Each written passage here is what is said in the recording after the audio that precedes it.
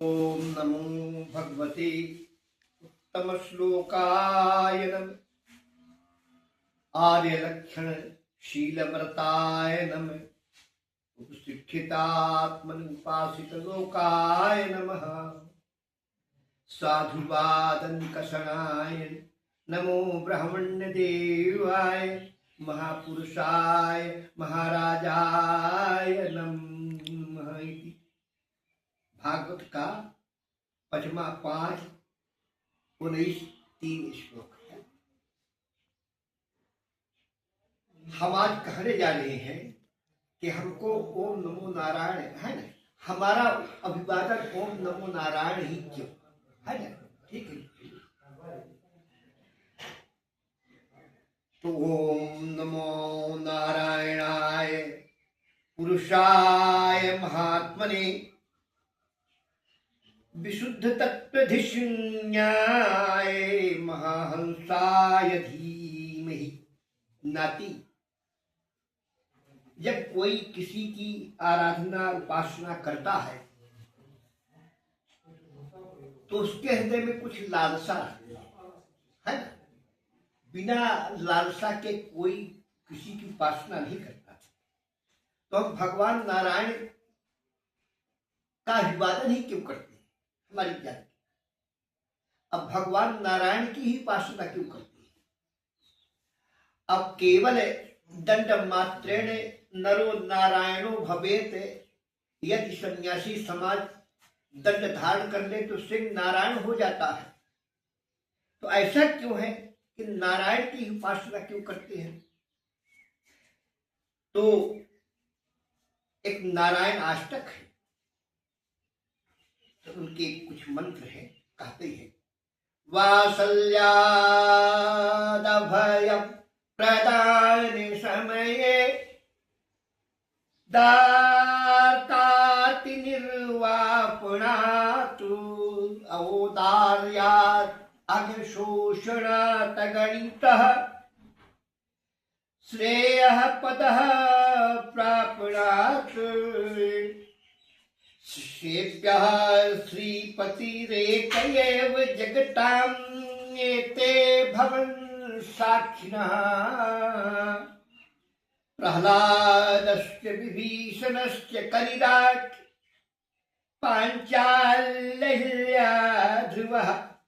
वास्तव में जिनमें वात्सल्यमय होने के कारण, जिनका स्वभाव वात्सल्यमयी हो, भगवान नारायण का स्वभाव वात्सल्यमयी है। जो भयभीतों को हमेशा अभय दे देने का स्वभाव रहता है। उनका स्वभाव कि हमेशा भयभीतों को अभय देंगे। दुखी पुरुषों का दुख हर लेते हैं। अति उदार है, पाप नाशक है और अगणित कल्याणमय गुणों को प्राप्त करा देने के कारण सारे जगत के लिए भगवान लक्ष्मीपति ही सेवनीय है। क्यों? इसके उदाहरण कि प्रह्लादास्य विभीषणस्य कलिराट पांचाल्यहिल्या ध्रुवः। इसके उदाहरण प्रहलाद जी है, विभीषण जी है, कलिराट सुग्रीव जी है, अहिल्या जी है, द्रौपदी जी है और ध्रुव जी है। इनके सब उदाहरण है कि इनका कष्ट निकला क्या। तो जब हिरण्यकश्यप ने प्रहलाद जी को खंभे में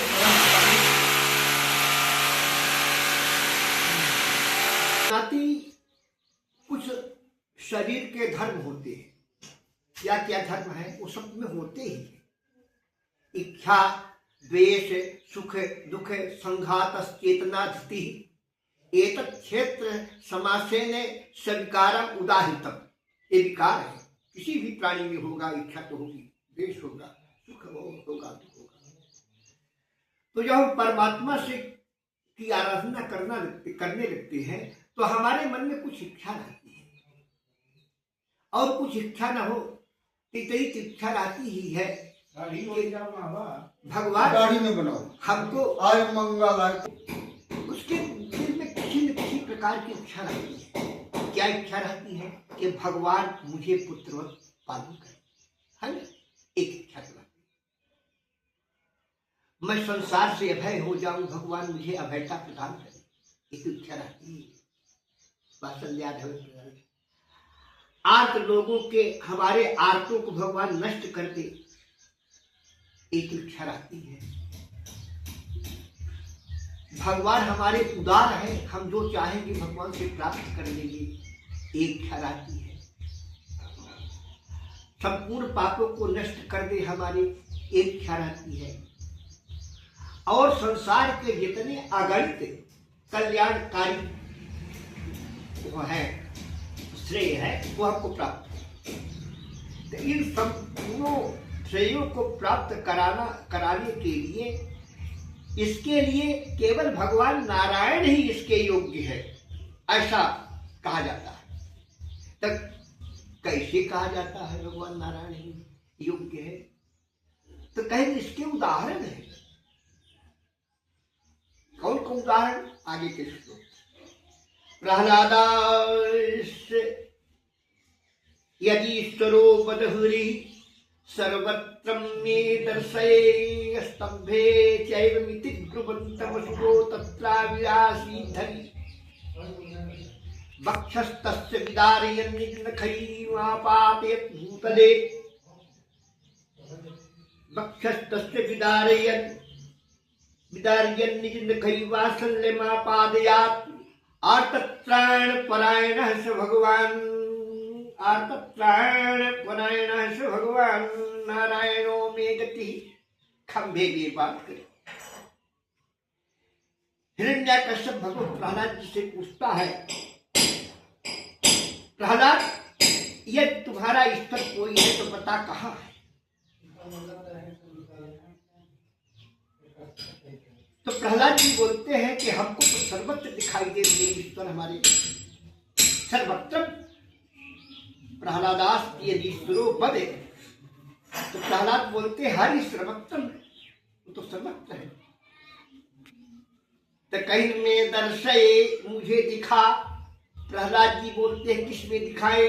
तो कहीं स्तंभे, इस खंभे में दिखा। तो प्रहलाद जी ने कुछ कहा नहीं कि भगवान खंभे में दिख जाए। तो स्तंभे जैव इति ध्रुवं तमसुरो तत्राविरासीधरि, इतना कहते ही कि खंभे में दिखा, सर्वत्र है, तो खंभे में नहीं होगे। तो इतना सुनते ही भगवान विकराल रूप धारण कर, खंभे पार करके, नृसिंह रूप धारण करके वक्षस्तस्य विदारयन् निजनखै, अपने भक्त के कष्ट को देख करके प्रहलाद जी ने भगवान को पुकारा नहीं था, हमें कभी अपने कष्टों को नष्ट करने की प्रार्थना की। तो वक्षस्थल विदारयन् निजनखै, अपने वक्षस्थल से उसको जंघा में लिटाकर वक्षस्थल को दीर्ण कर दिया। ऐसा कोई प्रभु है जो आर्तों के त्राण को नष्ट करने के लिए हमेशा तैयार रहता है, तो केवल ये भगवान नारायण है। इसलिए हमारे अभिवादन में ओम नमो नारायण इस पवित्र शब्द का उच्चारण होता है। ना कि ओम नमो नारायण सब अभिवादन कर भी नहीं सकते, क्योंकि ओम प्रणव है। अब प्रणव का उच्चारण करने का सबको अधिकार भी है। इसलिए ओम नमो नारायण का अभिवादन जो नहीं करते, तो सीताराम, राम राम, राम कृष्ण, राधे श्याम है, ये अभिवादन भी उसी प्रकार तुल्य है ना, और वही प्रभाव है। लेकिन ओम नमो नारायण अभिवादन करने का अधिकार केवल आपके समझ।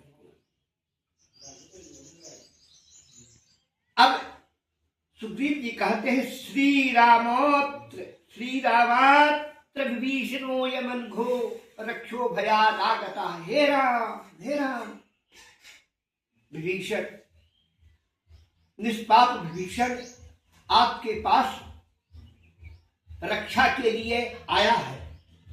इस प्रकार सुग्रीव राम जी से कहते हैं।